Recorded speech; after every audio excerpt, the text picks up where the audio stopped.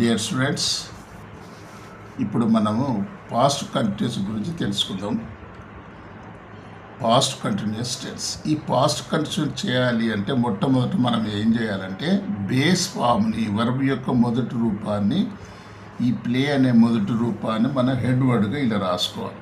ఇలా అక్కడ అంటే మొదటి రూపం మాత్రం, దీని వర్జిన్ అంటారు, దీని రూటు, బేసు, స్టెమ్, ఇన్ఫినిటివ్ కూడా అనొచ్చు. ఈ యొక్క వర్బ్ని ఇలా రాసుకోవాలి. మొదటి రూపాన్ని మాత్రమే రాసుకోవాలి, ఫస్ట్ స్టెప్.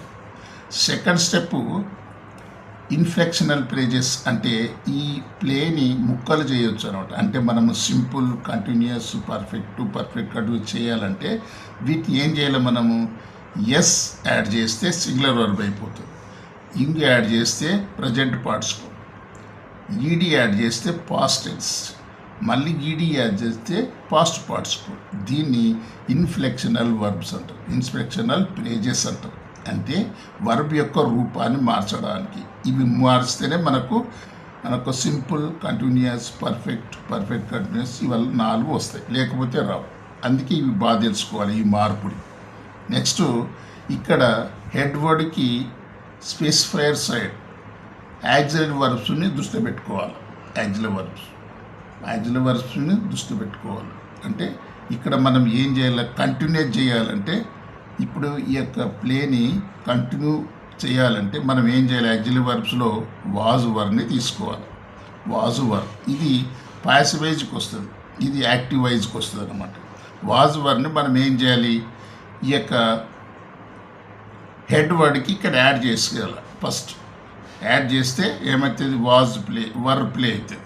ఇటు సైడ్ ఏం చేయాలి, మనకు కంటిన్యూ కావాలనుకున్నప్పుడు ఇన్ఫార్మ్ చేర్చాలి, లేదు ఈడీ కావాలనుకున్నప్పుడు ఈడీ చేర్చుకోవాలన్నమాట. ఇది బట్టి మారిపోతుంది.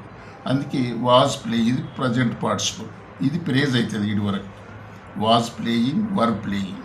ఇక్కడ నెక్స్ట్ ఏం చేయాలి, వాజ్ వర్ సింగులర్ ప్లూరల్ కదా, వీటికి I, you, he, she, it, we, you, they అనే ఈ ప్రొనౌన్స్ యాడ్ చేసుకోవాలి. అంటే సబ్జెక్ట్ వర్బ్ అగ్రిమెంట్ సిస్టంలో యాడ్ చేసుకోవాలి. అంటే సింగులర్ ప్రొనౌన్కు సింగులర్ వర్బ్, ప్లూరల్ ప్రొనౌన్కి ప్లూరల్ వర్బ్ని యాడ్ చేసుకోవాలి. సేమ్ అంతే. చూడండి, I was, you were, he, she, it ఇది సింగులర్ కాబట్టి వాజ్, వి, యు, దే ఇవి ప్లూరల్ కాబట్టి వీటికి వర్ని యాడ్ చేసినారు. అందుకే I was, you were, he, she, it was, we, you, they were. ఇప్పుడు సబ్జెక్ట్ వర్బ్ అగ్రిమెంట్ అయిపోయింది. ఇది కంటిన్యూస్ కావాలనుకో మనం ఏం చేయాలి, ఇంగుని చేర్చాలి. ఇక్కడ ఇంగుని చేరిస్తే కంటిన్యూస్ ఫార్మస్ అయిపోతుంది. I was playing, you were playing, he she it was playing, we, you, they were playing. ఇలాగా పాస్ట్ కంటిన్యూస్ టెన్స్ని నేర్చుకోవచ్చు అన్నమాట. ఫస్ట్ స్టెప్ వైజ్ గుర్తుపెట్టుకోండి. ఫస్ట్ హెడ్ వర్డ్ తీసుకోవాలి, నెక్స్ట్ ఇన్స్పెక్షనల్ ఫ్రేజెస్ని యాడ్ చేసుకోవాలి.